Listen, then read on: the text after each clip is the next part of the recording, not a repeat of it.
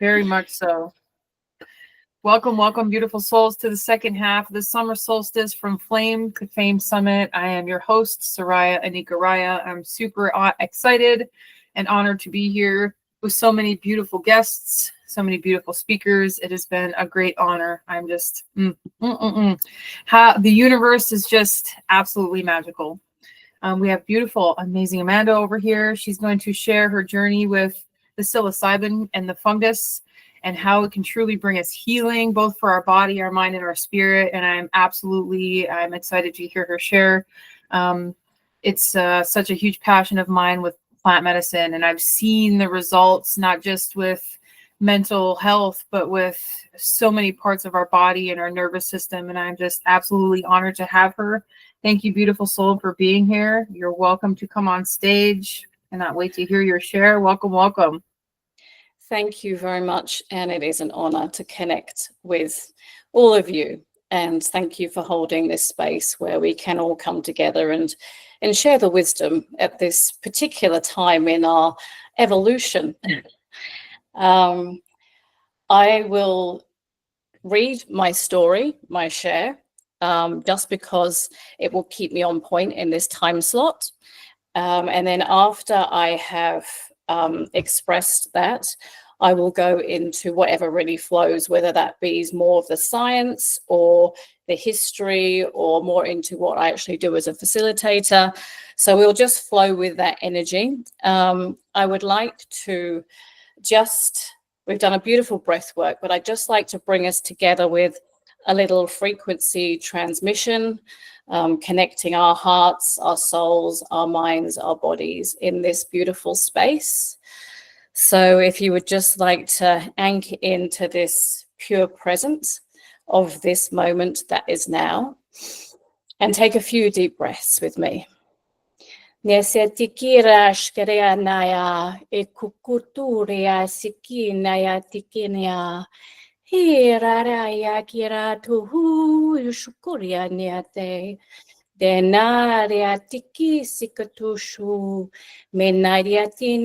are all here in our beautiful presence of soul resonance, of pure expression. We come together in the great remembrance and the celebration of this mystery and this gift of life. I love you, I love you, I love you. May we now begin. Hello, beautiful souls. I would like to introduce myself. Ananda Ahanata, the name I was given and the name that I claim, meaning blissful heart. My birth name was Amanda, which is funny because it's in the box right there, which means worthy of love. Actually embodying that, well, that was a journey. In coming home to my birth name and all the lessons that I needed to love about the story you're about to hear, not just how I found love, but how I became love. Now I have a mission, a vision of oneness, to be here now, fully present in this incredible gift we call life, to serve as a reflective mirror for those who come into my world, to walk beside them through what is unseen, not just through the light and the dark, but the full spectrum of the soul, bringing all the fragments home into a fully integrated human experience, to rewrite the script on what we call trauma, which in its purest form is simply an unfinished experience, revealing the gifts that lie beneath the soul's lessons we each chose to come here to learn. When healing can become the most incredible adventure, and that adventure is you. I assist with the journey of remembrance and reclamation, where you become your own master teacher and healer. As you unravel the stories, regardless of the labels, your consciousness expands, as do your perspectives. Triggers become welcome teachers, and you can partner with your ego, closing the healing loops that allows it to evolve. I hold a space where you are safe to be seen, heard, and unconditionally loved. I work with the mind, the magic and the mess, as we defrag the software, creating space for peace and new neural pathways, supporting the nervous system, its recalibration, bringing it back to balance.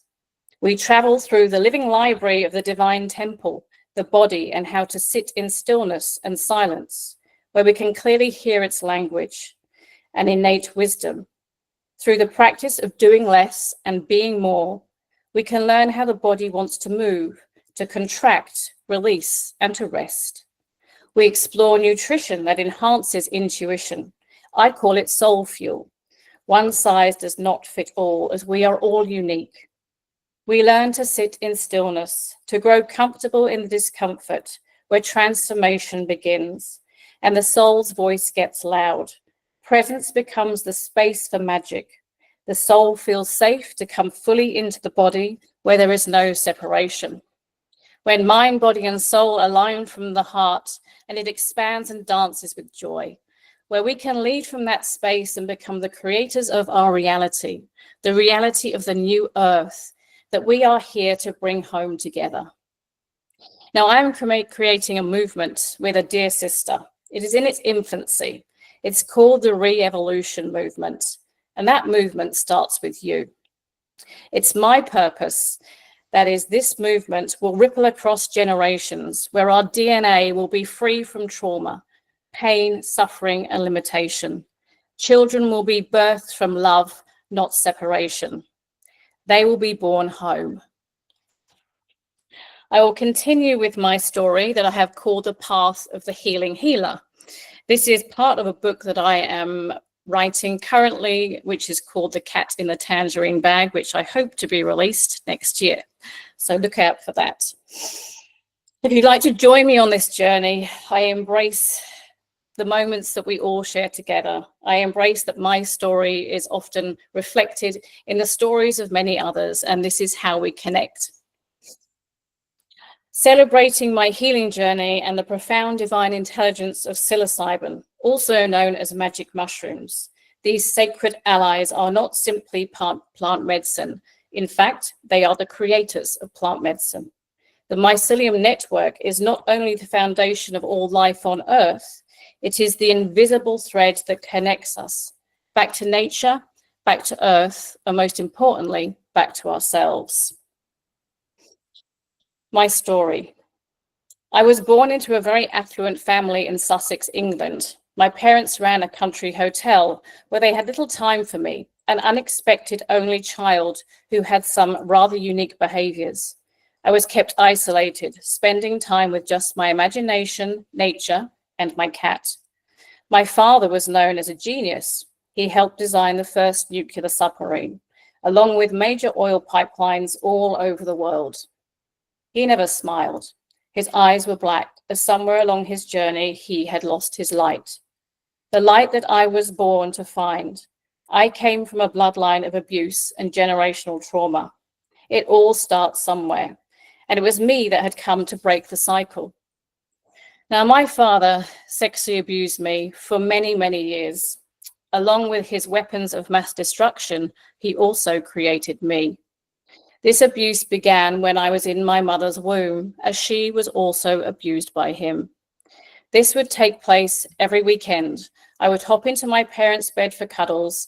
My mother would leave me with my father. This was when the main pattern of abuse began. Now, I have no attachments to details, as I would slow down my breath, making myself smaller and smaller, and would feel my soul ascend and disassociate from my body, removing myself from the direct pain. I believe in astral travel, a gift I gave myself to save myself. Now, my father had a trunk where he would keep all kinds of sexual devices that he would use and then take pictures. I was fascinated by this torturous treasure chest, although until I was much older, I had no real understanding of the secrets it kept hidden within. I was sent to an all-girls Catholic school with a priest who was a little too hands-on with the chosen few, which due to my grooming seemed perfectly normal. I would spend many hours in his confession box as I became one of them. I remember his whiskey-soaked breath, how he must have tortured himself through the distorted lens his oh-so-Holy Spirit had sold him. What continued to unfold was the entangled creation that my life was to become, coming to a peak at the age of 15 when I realized that not everyone else shared the experiences of my normal. Listening to the reflections of my peers and their first sexual experiences that I had also, but with my father and the priest. My world imploded from that moment onwards, and with the guilt and shame that began to take ownership over my life. I would, however, still walk into the arms of my father because the program that had been created completely overran any logic, and this was the only reference I had to what I perceived love to be. I became tortured by my mother knowing and doing nothing, family, friends knowing and doing nothing, because they don't, do they? This story then played its way out with the wounds of my mother and father, created from, of course, a very healthy serving of generational trauma. It all starts somewhere. I became plagued by self-destructive thoughts and behaviors, addictions, a fast-growing eating disorder, and a desire not to be here. The breakdowns followed with extended bouts of depression.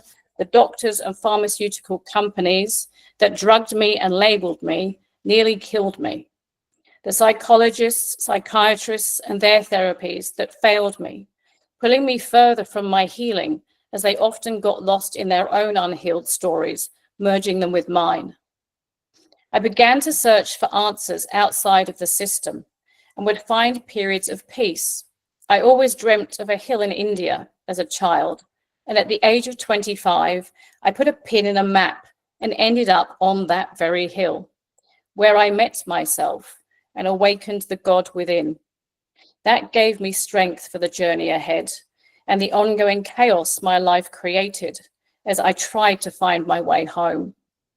The terrifyingly abusive relationships I would choose in an attempt to release more of my pain, often inflicting it on others, wondering why no one could see me, even though I could not see myself, celebrating the victim that laid within.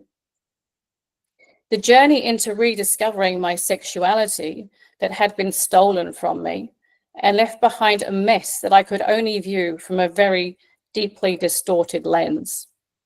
From that sacred wound, the dark feminine rose, desperately trying to find her way home. Swinging parties, threesomes, tantric dances, S&M in the darkest of dungeons, the light would shine as others watched on. All the time, it was just me trying to find me, even selling my body. Apparently, she had a price. I tried it all. The only dirty words to me were, "I love you." My parents left the country for Australia when I was 23, as I was a time bomb waiting to explode. The following news, years later, of my father's terminal cancer sent me spiraling into a hole I never thought I would come out of. I mourned his death and the words that were never spoken. That wound, could it ever be healed, I would ask myself. The disownment from my mother when I finally faced my fear and told her of what she already knew, yet had completely dissociated from, even turning to work with abused children to aid her own guilt and shame, yet never facing mine. That abandonment from my truth and the loss of the safety in those lies. I would ask, will she ever see me? Say she was sorry. Oh, how I waited. One day, when she was drunk, which was odd as my mother never drank, she rang me, and through her tears, she apologized for letting him get to me. Only once were those words spoken, but in that there was healing. When the birth of my own daughter, whom was gifted to me later in life, just like I was to my mother, and how terrifying that was for me, still immersed in my trauma, my chaos, the turmoil and alarm bells that motherhood held for me, having no concept of what being a good mother looked or felt like. The healing that innocent child brought me in facing my fears, all of them, over and over again. I thank my daughter for being that gift, the gift that reminded me who I was, who gave me the first glimpse that led me home. I left my daughter's father because once again I became emotionally unsafe and had to choose between a very affluent but controlling life and the push-pull that kept me tethered to what became my own insanity. Now, my mother got dementia, and here I was having to care for her. Once again, my father had become her unsung hero. Her stories of his devoted love for me haunted me like a torturous lullaby, never letting me sleep. I learned so much looking after her during her last years, with the acceptance that she had done all she had the capacity to do, and how with humble reverence I could see past my story, past hers, and past my father's, allowing me to provide the loving care she needed as she prepared for her journey home. The pending death of my mother and the journey we embarked on together as her physical life was coming to an end. She died in my arms, just as I was birthed into hers. In that moment, I let her go. I forgave her with every cell in my being, and she slipped away.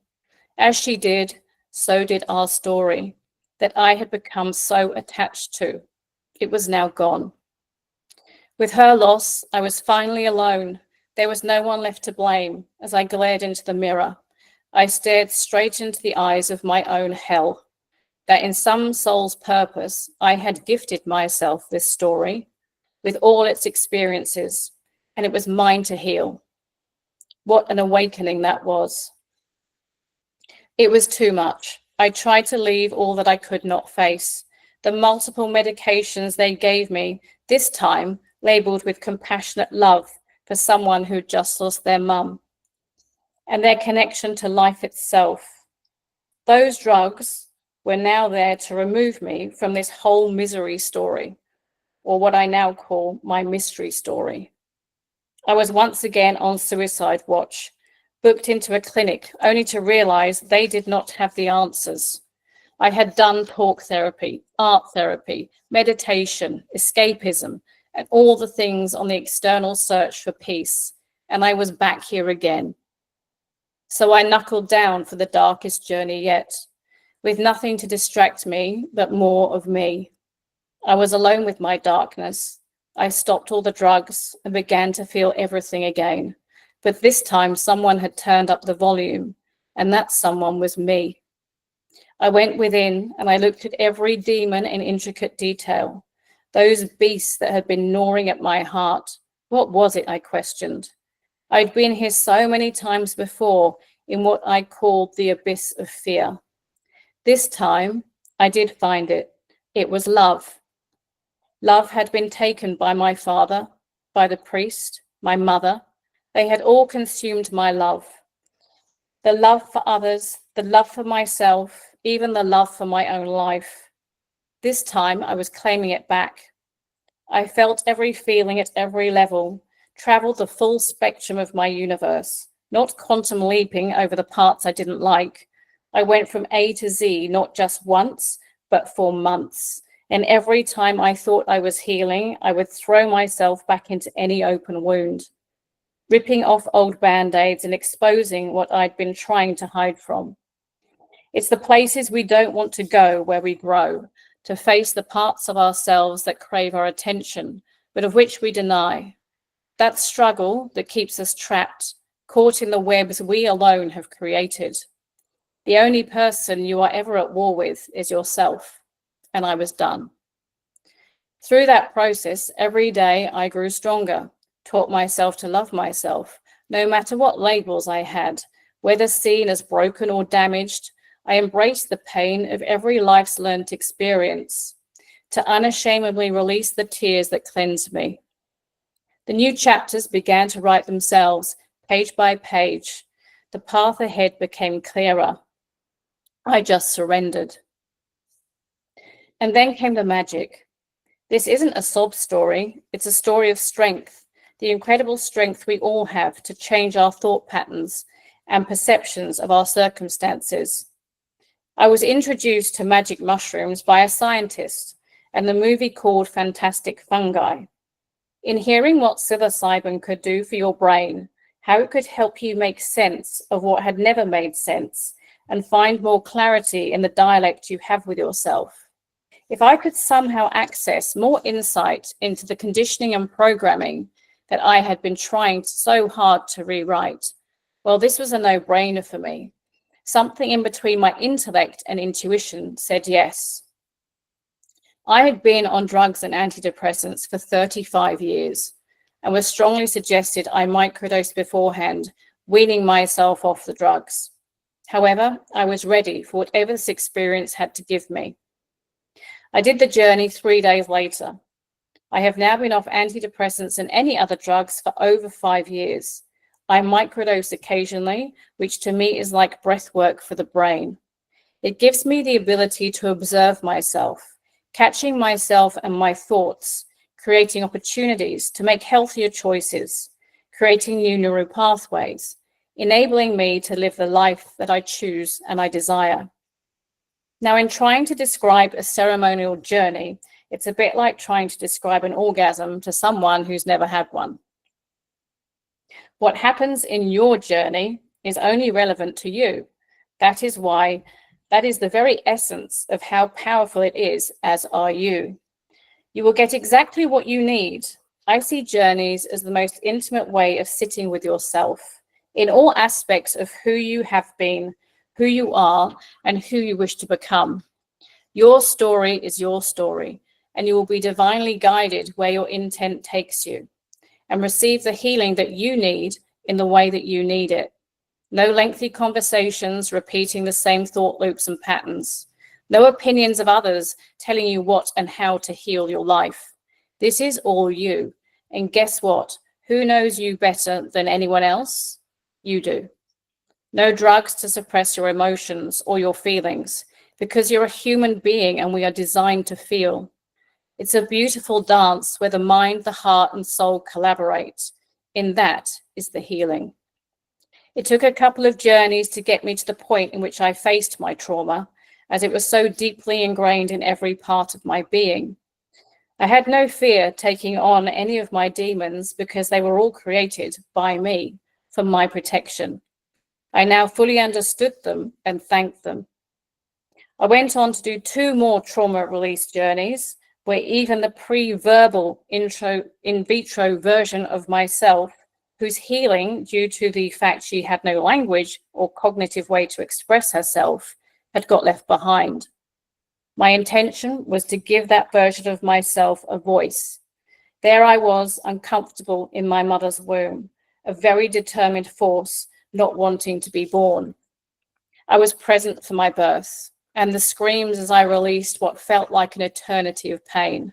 I applauded myself as I acted out my story, and an exaggerated drama of tantrums, delusions, and games, just as a young child would behave.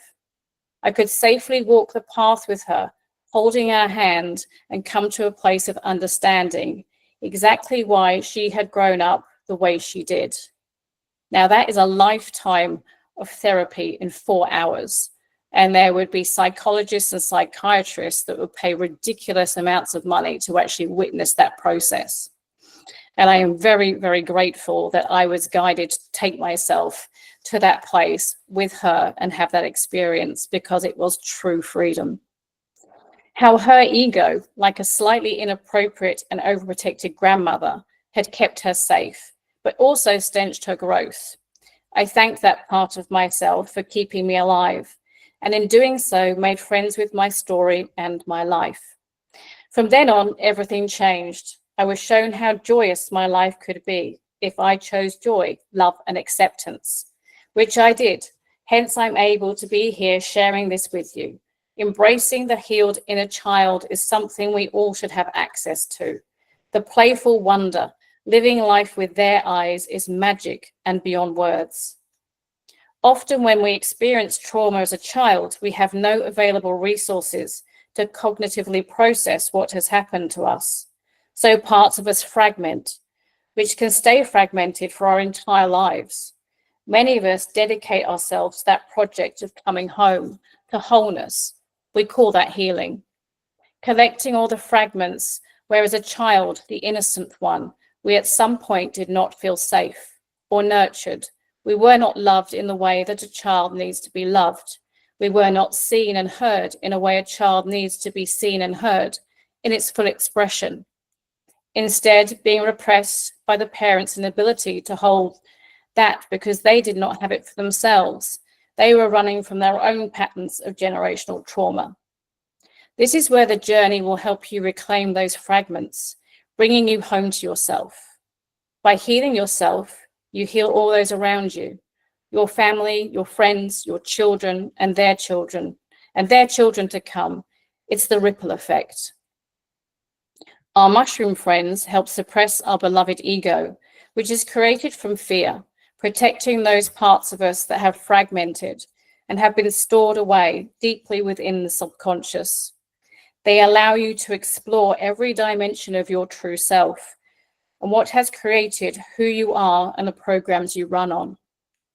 I would like to touch on the journey not just as a tool for healing, but as a tool to connect you, to your soul, to the remembering of who you really are, not with just all the versions of ourselves, but of our ancestors and their stories that are still alive within us, weaving a tapestry of incredible wisdom and knowledge. Through the journey, we begin to understand, to know just how important we each are, right here, right now. There is a part of you that chose this life and all the experiences in it so your soul could grow. And you can change the lens and its vision whenever you choose. Our consciousness expands, and those brains that we use so little of become fully functioning. Nothing is unavailable. You just choose the file, and there it is. All the knowledge you need to upgrade your current system, and how far you take it is up to you. Like plugging your soul's memory card into a supercomputer, being able to close and delete anything that no longer serves you. My own upgrade is beyond anything material. I can live in all worlds whilst integrating into the life I have now. I have taught myself how to upgrade my DNA at will, how to heal physical ailments, having conversations with my physical body's consciousness as she has her own, completely changing the way I treat my health. Leading from my ever-expanding heart, I journey for the collective with the directive of my spirit, knowing what is needed, where and when, integrating my being with that of our earth. I hear her whispers and I sing her songs. She breathes through me. Did I find the mushrooms or did they find me? I am here to share this sacred medicine with the humble reverence it has taught me, to hold those who come to me with unconditional love. I have walked into my own darkness so many times. I can empower you as you walk into yours. I am fearlessly dedicated to my life's ever-evolving story and in full trust and service to my soul's mission. The more we expand our consciousness and merge together, the greater that source energy from where we have all come transcends into love, not the word, the vibration, and there is nothing more powerful than that. But in doing so, we have to become the masters of ourselves, of our souls. When we are triggered by others, triggered by the world around us, resist the urge to react with harsh emotions, harsh thoughts and words, but see the triggers as teachers, opportunities to have more insight into ourselves, instead of just projecting onto others those unhealed parts that are calling for our attention. To walk boldly in the cloak of our own darkness and transmute that by facing the reality that we are both the light and the dark, and it's in the shadows we find their reunion. It's a commitment to coming into unity where there is no separation, an acceptance that we are all things, and with the gift of free will, how powerful we really are. So that is where I am. I thank my beloved fungi friends. I believe the whole population should do a mushroom journey and microdose regularly. Why? Because we would live in a world blessed with peace and harmony. Because healed souls don't harm each other. They don't harm the planet and they don't harm themselves. So here I am, wagging my tail through this life with so much joy and brilliance, the ability to shine my light like I was always meant to do, as are you. I now have new software. I wrote it myself, and you really can design and create the life you desire. I love myself unconditionally as I do others. This was my soul's lesson, to travel through all that was deemed unlovable. My creation of my father and the story we explored together, he being the perfect reminder of what happens when love gets lost. I won. I found that love, and I truly believe in that it brings him peace. I was gifted the opportunity to follow on his story, to search for love, and I did, for him, for my mother, and for all those who came before me.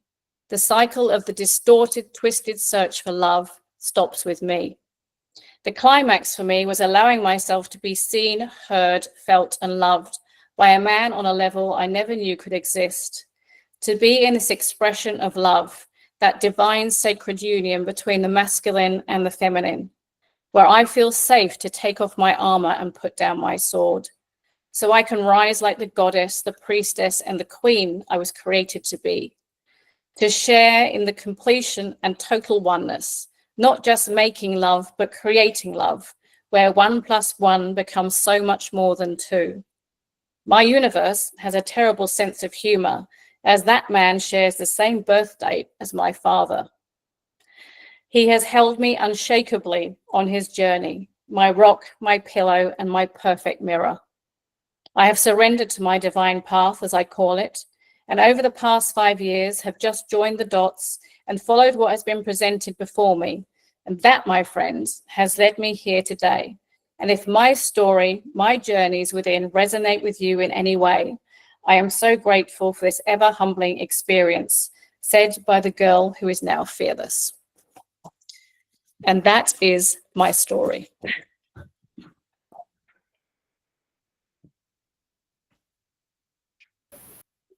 Hello. Beautiful. Oh, you can hear me. Yeah. Can hear So you, yeah. that's my journey and what led me to this beautiful medicine. I'm happy to answer any questions now, or I can go into a bit more depth of what I actually do and a bit more science and history around the medicine, if you would like. Mm-hmm. Yeah, first off, deep bow, deep bow. Thank you for sharing. And yes, that was going to be my next question, actually, is what does a journey look like with you, and how do you facilitate that and guide those through that space? So I've been doing this work now for 5 years. I didn't realize I was going to be doing this work, but when you are called forward with a deep remembrance, and I have been in service to the mycelium network for many, many, many, many lifetimes. It was just a case of that remembrance being activated. And we do it here. Obviously, there are legalities, as many of you are aware, when it comes to plant medicine, and particularly psilocybin, which has been just down scheduled from a Schedule 9 to a Schedule 8. It did actually sit right next to heroin. So figure that. There is progress coming in this space, but that is being monetized, and they are now using a fake version of psilocybin. And the price tag on that, if you actually wanted that therapy, would be something around 40,000, I think, US dollars. It comes in, and you have to have had something like treatment-resistant depression for 12 years. You have to be signed off by multiple psychiatrists. So it's really not available. But because there is a new wave of psychedelics and plant medicines coming through, they are desperately trying to monetize it. Where I sit is I walk in two worlds. There is the matrix world with the systems and the governments we know, and there is also the world of natural law. So I have been divinely guided in my service with this medicine that I am protected, and I walk the path of natural law. So this is my choice. So what we do here, we have a couple of people who grow for us various species, because they all have slightly different characteristics. They are grown with frequencies. They are grown off grid. People are only allowed to go in to where they are being grown if they are in a good energetic vibration, because everything is energy. We know that. And the mushrooms in particular absorb sound and frequency. Even the quality of water in which they receive, because water has memory also, is really important. So we hold a space where we integrate ancient wisdom with future knowledge into the present moment. I have a space that I have created, a beautiful sacred room, and I was actually guided by the mushrooms when I was creating the space, and there is light language all on one of the walls that has now been painted over. It's a very special space, and people come here, and it's important they, one, feel safe. We build a relationship beforehand. I offer a 3-month one-on-one microdosing and coaching program. And then if they were to come to do a ceremonial journey, we create a playlist for them. And myself and my partner both hold space. And that is to keep that person physically safe and energetically safe. So the masculine energy is really solid. And I, being the feminine, more intuitive, I often see what people are traveling through in their journeys. It's not my job to get involved. It's there to be on the edge, to support them as they travel wherever they need to go, and to make sure that they reclaim the fragments of themselves as they come back. So this is how we facilitate it. I am being called to do group ceremonies. I've done a few, which is a very different experience. It's beautiful. It brings people together in connectivity. But if people are wanting to particularly work on deep trauma and things like that, the one-on-one experience is what we find to be the most supportive. I'm hugely passionate about integration, probably more so than the actual journey, because having my own experiences with other plant medicines and being facilitated with, you can have these incredible epiphanies and your soul can explode into a complete new reality. But when you step back into daily life, if you haven't got the tools to actually integrate that, you can actually become more discombobulated and deregulated than when you started. So anyone who comes to us, and people generally come by word of mouth, or they are just called. This is the magic of energy and soul work, is you don't market it. People just rock up. Conversations happen around mushrooms. People get stalked by them. And then eventually you find yourself in a supermarket having a conversation, and there's the person. That's the connectivity. That's how it kind of works energetically for us. So everybody who comes is ready. And over the years, we have seen the most incredible transformations. People have come in with lists and lists of traumas, and within 15 minutes, they see how powerful they truly are. And they just dissolve.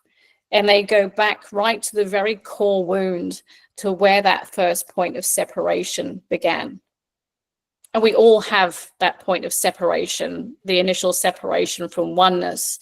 And then when we're born, the first thing we do is cry, and our voice is shut down by parents and caregivers trying to quieten our noise.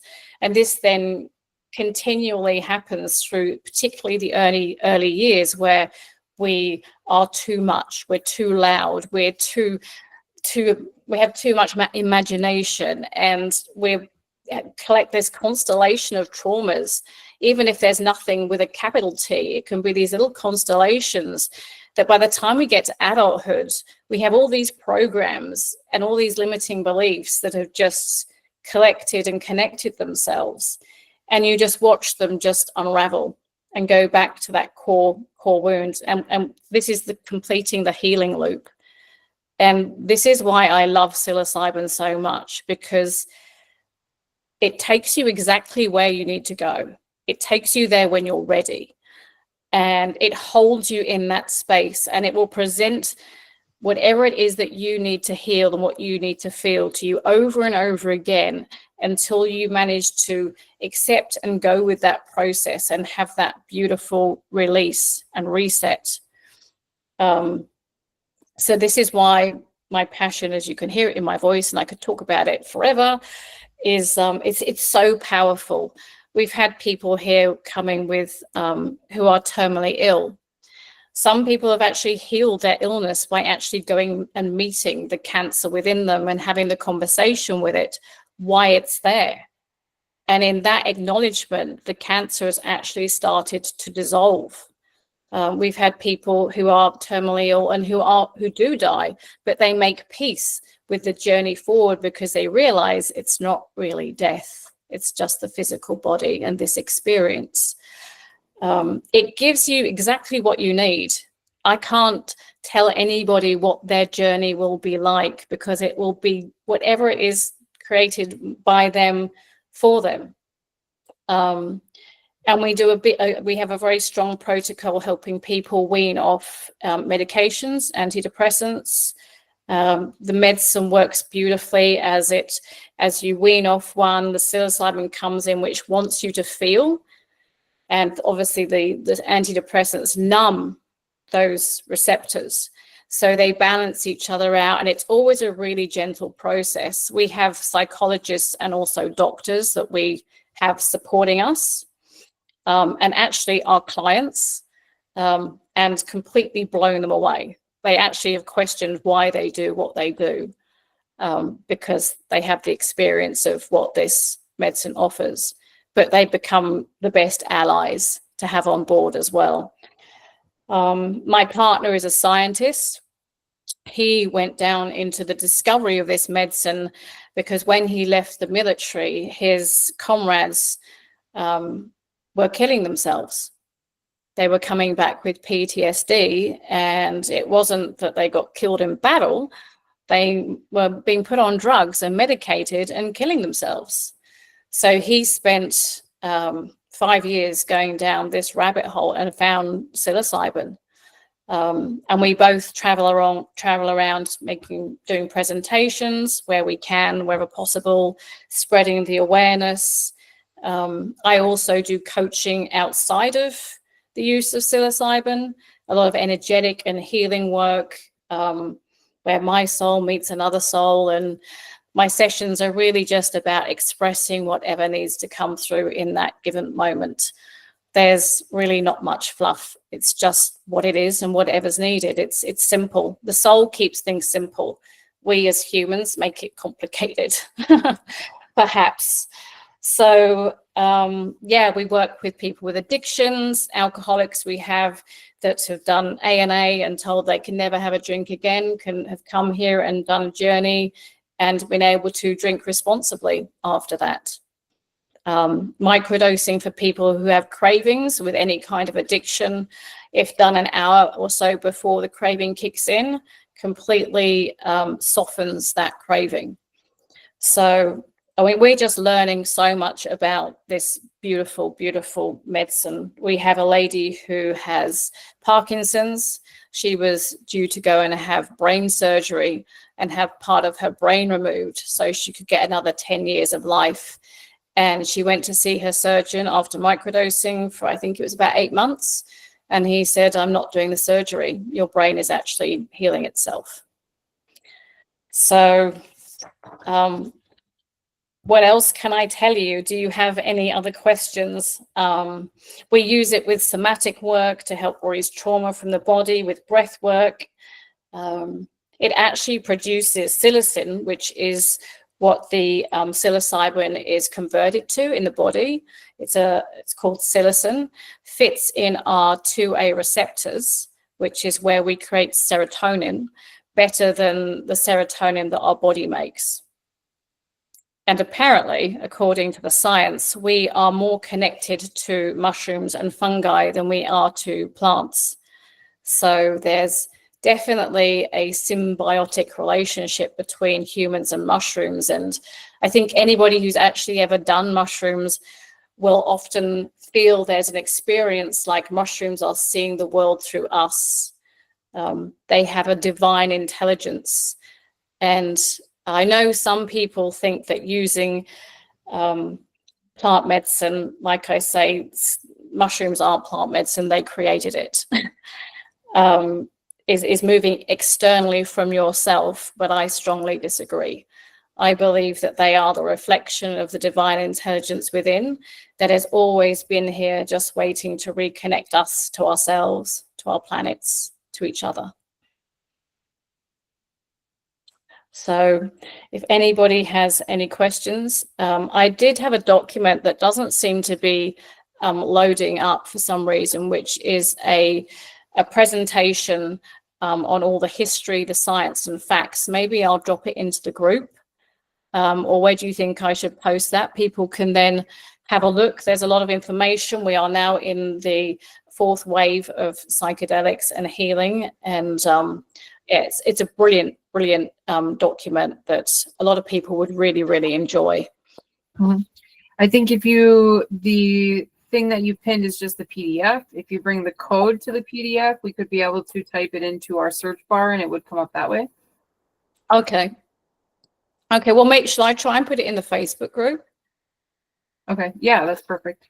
Because I don't think it's actually it's probably better to do it in there. And then people can, it's a really interesting read. It's got some humor in it and a lot of really beautiful information about the ancient ways, about why it's been suppressed, and about how it's becoming more familiarized in the clinical system. I have to say, I'm not a big fan. I've seen and witnessed how it's used in that clinical situation, and the dosage they give is very much on the edge of the ego suppression point. And I've actually heard some quite negative experiences. So I will walk my path and stay in my lane, and that's for others to look at if they choose to. Beautiful, beautiful. You mentioned, we'll open up for questions in a second here. You mentioned that to do a one-on-one session with you, there's a 3-month microdosing coaching. Do they have to do both, the 3-month one-on-one and the session, or can they do one or the other? Well, the way we've worked it is the 3-month microdosing builds up a relationship with the medicine. So you get to know it and it gets to know you. And the way we use an app for constant communication. So when someone is going through a process, if something comes up for them, because psilocybin gives you these aha moments, and you can observe yourself, you can have feelings that come that you may not be very comfortable, you can have memories bounce around and come up from nowhere. So we ask people whenever something comes up to immediately to message us, either a text message or a voicemail, and then to listen back to it or read it back to themselves. This helps the process begin to move, the energy and whatever is coming through them. And then I will, or my partner will get back to them, just sow some seeds. Can't do it for them, but just sow some seeds so they can then unravel what it is they're traveling through. And through this coaching, this method of coaching, we have a one-on-one every 2 weeks. Also for about an hour and a half, however long it takes. But by kind of like drip feeding whatever's coming through, unlike normal talk therapy, it shifts it. So they have breakthroughs really quickly. And then by the time they get to the end of the 3 months, some people decide not to have the journey experience. They got exactly what they need. We don't do journeys without having some kind of prerequisite with microdosing, and also getting to know the client really, really well. If someone is going to be in a sacred space with you where they are traveling within their own soul, it's really important that there is a solid relationship between us, and I know exactly who they are, what they've experienced, so I can best assist them. Journeys can be messy, releasing trauma can be messy. And it's important that they feel really safe, because if they didn't, they wouldn't be able to go to where they need to go. And I have been trained very well by the mushrooms in this space. And I can say, is it my ego? Is it not? Probably a bit of both, but I'm unshakable. And that to me is really, really important, to be able to hold space for someone and say that I'm unshakable in that space for them. I guess that's my integrity. And that to me is everything. So that's generally how the process would go. And how much does that container cost?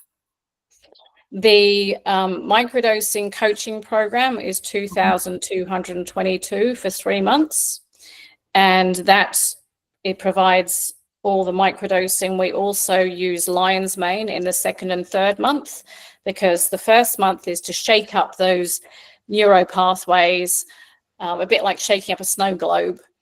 And then in the second and third month, we want to actually really build that new scaffolding around those neuro pathways. And lion's mane is brilliant for doing that. So we add that in the second and the third month. And the journey cost is $1,500. This is in Australian.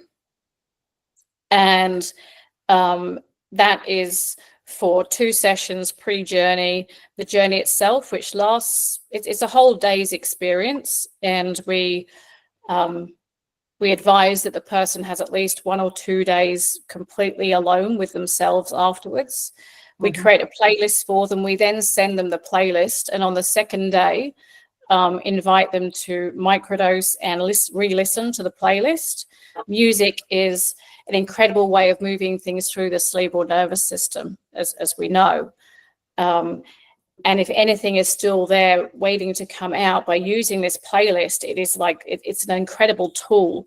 You can keep going back into those places where there's still that energetic charge, where you can still feel it within your body, and create this pathway for release. So we advise them that they go and spend a couple of days doing that. We have people fly in, and normally on day 3, I will take them somewhere in nature, and we will have a beautiful ceremony, a grounding ceremony in nature, reconnecting them with the earth, rooting themselves back in with the new wisdom that they've received. And they become part of the mycelium family.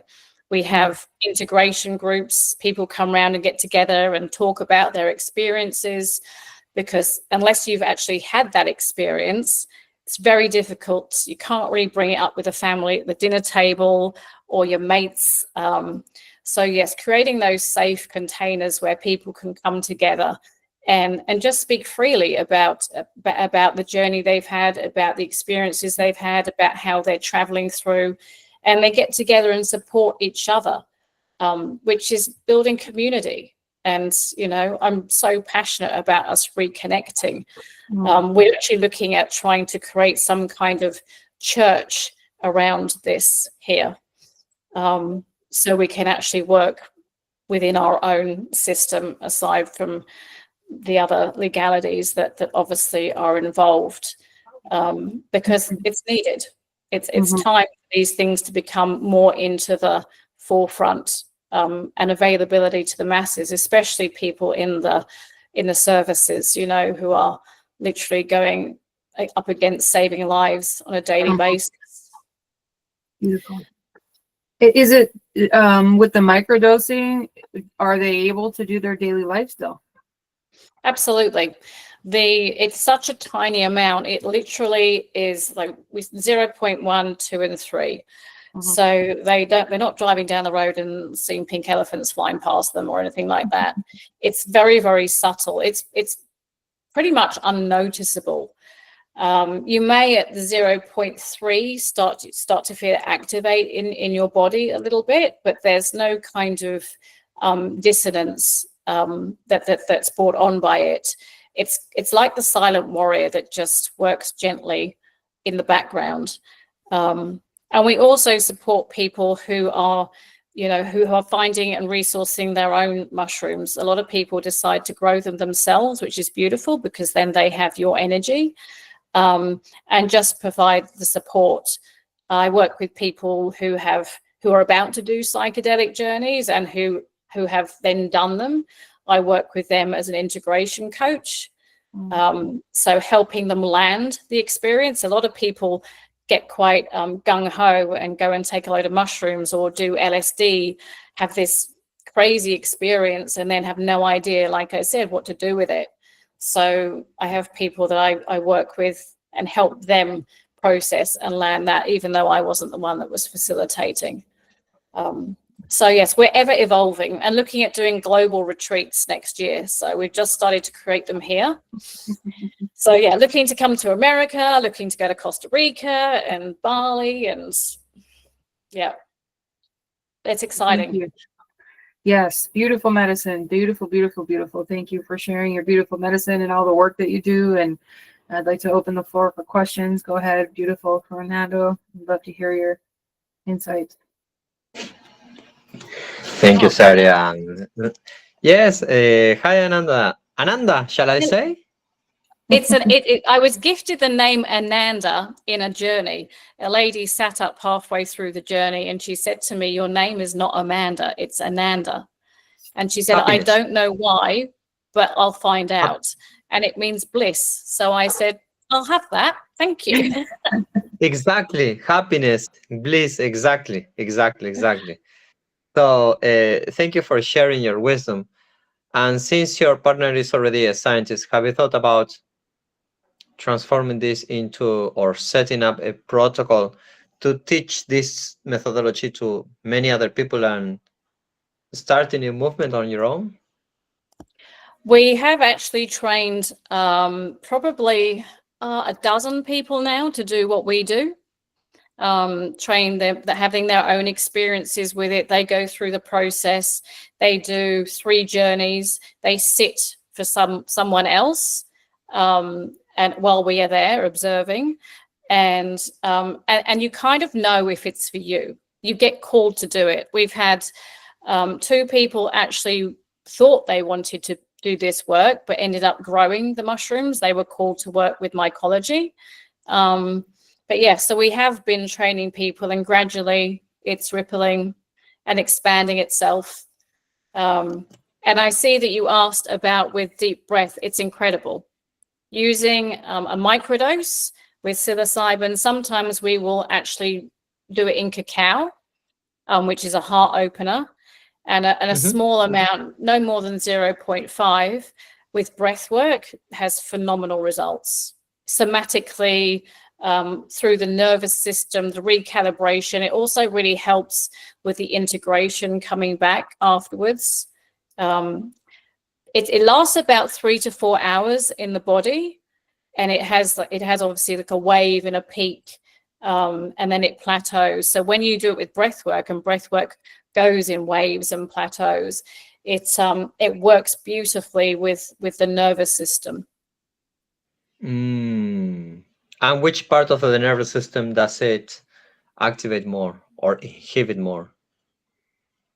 It's a full body nervous system release. There's nothing that we have found so far. Every time we think we know exactly what it does something else. You know, it works through the cerebral nervous system. It works with the optic nerves within the eyes. People have reported after using it, their eyesight begins to heal and become clearer. It works with the neurology, the neuro pathways in the brain. I mean, if you look at our physical human nervous system, we look like the mycelium network. You know, the tree with the leaves and the roots, and it's a similar natural system within us that it is within that natural world, and it activates all of it. Everything comes online at once. Sometimes when people are processing trauma, after they've finished the actual journey experience, the body will go into rippling movement and twitches and shaking. And this can go on for a fair amount of time.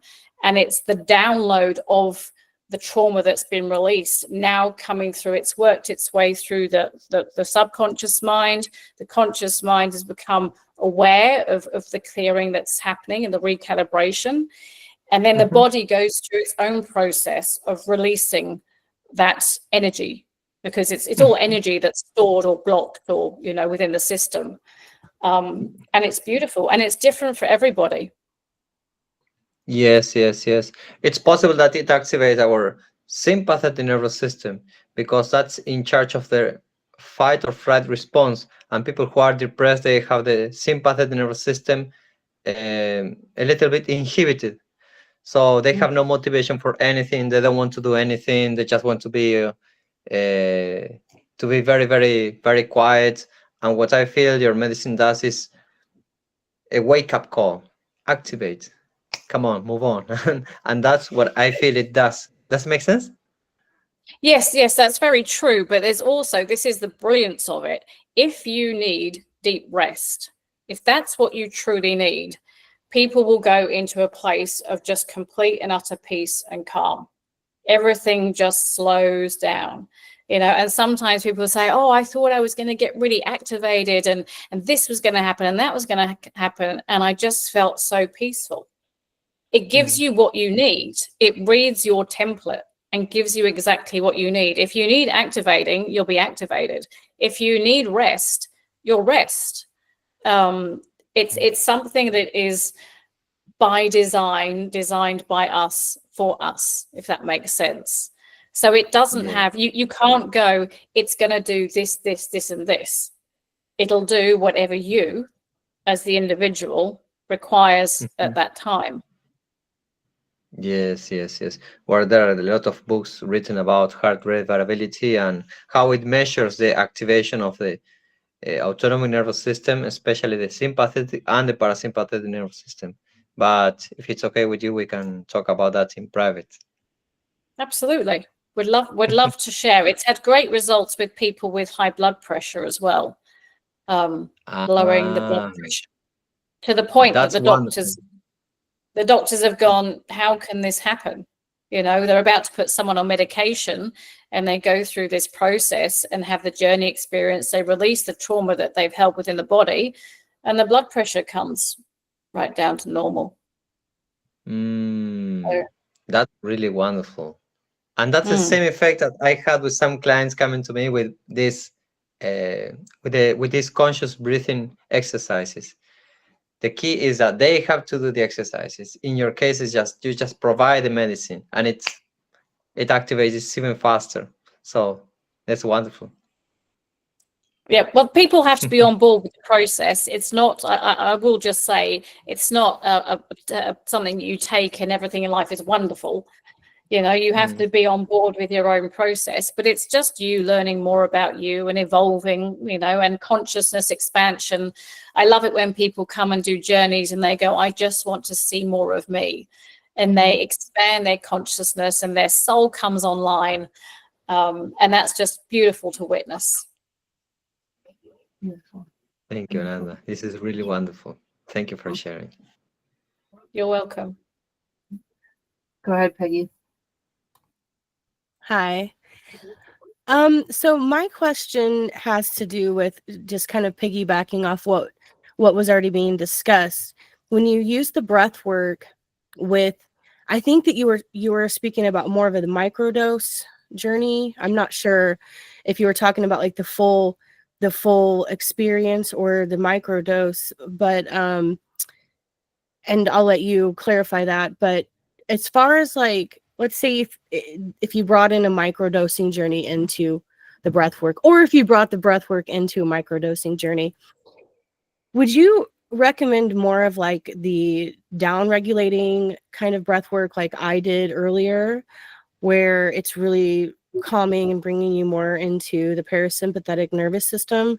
Or have you seen that doing that more activating, faster breathing style is effective? Like, I think what I'm trying to ask is, have you like, what kind of breath work, not what kind, but which style have you used, and what is the difference in how that affects the journey? And do you use that with both a microdose journey and with the longer plant medicine journey? Okay, well, I'll start with the microdosing. So you can, anything up to about 0.3, you don't really notice within the body. We always suggest whenever you microdose, whenever you take any kind of medicine, you have an intention behind it. And what it does is it amplifies the intention. The intention is, it's almost like the placebo effect. If you take something and you believe it to do something for you, it often does. So you always use the medicine with intention, whether it's taking a microdose protocol, whether it's obviously a journey. For breath work, you could use up to 1 gram. We've used up to 1 gram of PE, which is a fairly potent mushroom. It's stronger than most. It holds you really solidly, but it also doesn't give you any wiggle room to avoid where you need to go. So 1 gram of that with holotropic breath work, which, as you know, is very activating, is for someone that has had an experience of what you were talking about earlier with more of a flow breathwork style. It amplifies whatever you bring it to and whatever you set the intention to. So whether you did a 0.5 with a breathwork or 1 gram with a breathwork, whether it be flow breath, whether it be holotropic breath, it acts as an amplifier.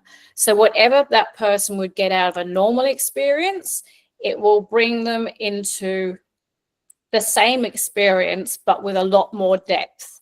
And if that is activating and releasing trauma, which often the holotropic type breathwork does, then they go deeper into what it is, let's say the core wound, than they would without it. And if they were going into a flow state, like if you take it and you go into a meditative state, you go a lot deeper than you would without it. And intention is everything. The intention behind everything we do is everything. I mean, that's my personal opinion. If you do everything with intention, you are really activating the fact that you are a living, walking, breathing prayer. And it's a reclamation of power, having an intention. So like I said, with breath work, with anything, with somatic movement, you know, we use it with somatic movement. We use it with dance. We use it with actually bringing energy back into the body. We spend so much of our life pushing energy out through exercise because we want to be fitter or whatever the story. We forget to actually bring it back in. And without going down another rabbit hole, because I can, a lot of the mental illnesses that we have is where we are dysregulated, not just in the mind, it's within the frequency and the energy of the body, because we are pushing all the time externally. And then we have the things that are activated by trauma, the fight and the flight and the fawn. If we learn to actually re-energize our bodies and bring back the fragments of the energy whilst doing trauma release work, we recalibrate the whole entire system. And I'm going to be really bold. Mental illness will no longer exist. It is a path that has been created for us to be monetized. We have never actually really embodied how to strategically bring ourselves back into a balance, of the natural balance of nature, which works with the laws of nature. And I'm not dissing the medical system, because it saved my life. It also nearly killed me, but it also saved my life. It has a place. But if we can learn to bring ourselves back to actually utilize these divine temples that we have, these vessels, this incredible knowledge we hold to recalibrate ourselves, I perceive in my reality that mental illness and mental health will no longer exist in years to come. Can I say that? Beautiful. I agree. That's what we're working towards. Yay. Well, thank you very, very much. This has been absolutely awakening. I have loads more questions, but I will definitely ask them on my own time. I definitely see, yeah, very beautiful things. Thank you for the work that you do and the people that you help, and working with the fungi. I work with them very closely, and it's my deepest honor, and it's beautiful to meet a facilitator, and so deeply engraved and passionate with the science, and the whole thing is very beautiful. Thank you. I'd like to open go ahead. So did I answer Peggy's question? I wasn't quite sure if she got what she needed out of that. Yeah, you did. I just was wondering, like, if people were coming to my ceremonies, you know, microdosing or even being on a little more, you know, which breath work you would recommend more. I mean, oftentimes I'll do both, you know, but I just, you know, I understand that trauma is coming up out of the body, and I am trauma informed, but I think, you know, just being very new to the plant medicine arena, I just wanted to make sure that I'm not like re-traumatizing, if that makes sense. So I wasn't sure if the you know, something like holotropic breath work would be more activating to where you're re-traumatizing. Not that I'm administering plant medicine, I'm just saying if somebody were to come to my ceremonies, I was just wondering what is the better, and I understand intention is everything. Absolutely, I agree with that. But I mean, yes. So you pretty much answered my question. I just was leaning more toward the flow state of breath work and just wanted to know. I guess somebody with more experience, it would be fine to do the more activating breath work, but somebody who doesn't have as much experience, I would think maybe flow would be a little bit better. Yeah, I would completely agree. A flow breath work on a microdose, even up to, you know, a gram of, say, a golden teacher, or even PE, you could go stronger, is a beautiful, deeply relaxing process that calms the nervous system. It really, you activate the medicine how you want it to work for you. I wouldn't recommend anybody using it in holotropic breath work unless they have already got a relationship with the medicine. I'm aware, not yourself, but I'm aware there are many people who are coaching breath work and they've done like a 2-3 week course. And we actually have people coming to us who have been traumatized by holotropic breath work. It's they scratch a wound and make it bleed, and that's it. And that has created even deeper trauma within the initial wound.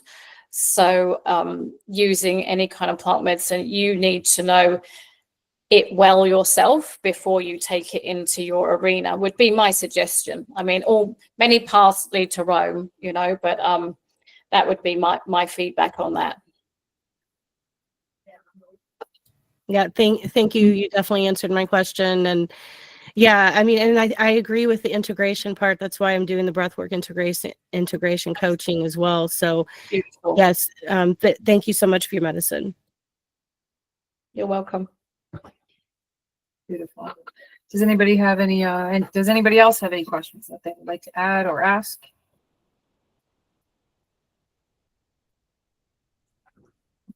Thank you very much, beautiful soul. Do you have, I know you gave me some links, I'll be posting them on the page. Do you have a link that you can put into the chat or that we can add that you would like to send them to right now? I have my email address. I can be contacted through my social media page. I'm not really doing a lot with that at the moment, and we're focusing on the group, the movement we're creating, which is the re-evolution movement, which is about to become fully activated.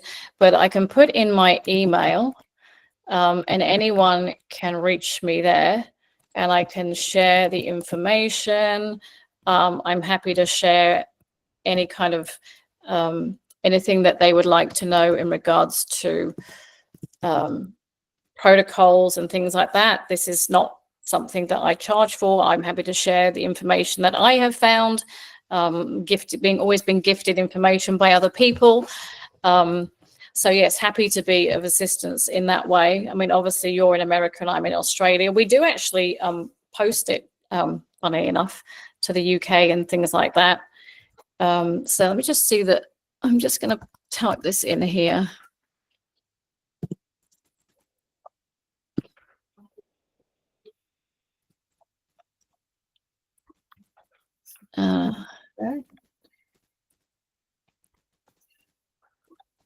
So there is, just I've got my glasses on. That one and